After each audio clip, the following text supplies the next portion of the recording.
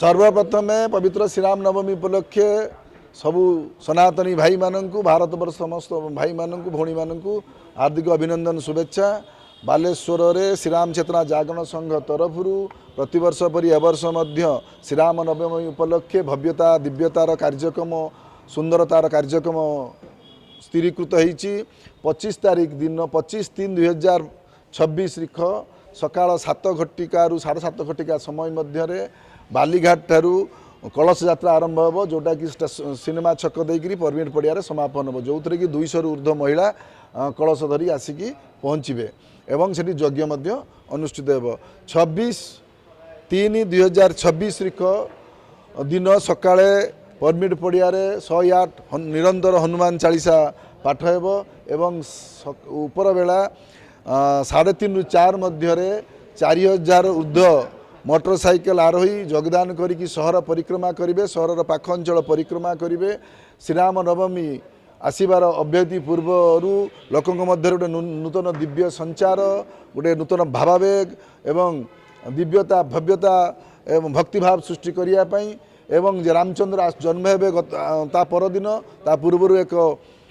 स्वागत करने 4000 ऊर्ध्व मोटरसाइकेल आरोही बालेश्वर सहर परिक्रमा करेंगे तापर बहु प्रतीक्षित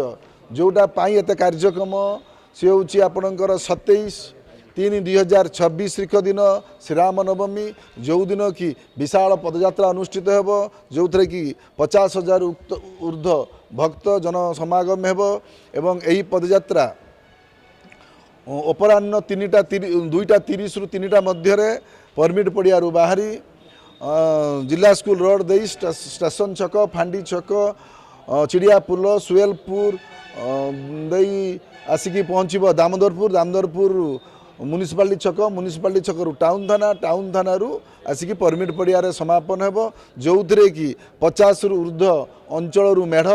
एवं झांकी आसिकी योगदान करेंगे एवं विभिन्न प्रकार कल्चरल वाद्ययंत्र मृदंग घंट करताल एवं अन्यान्य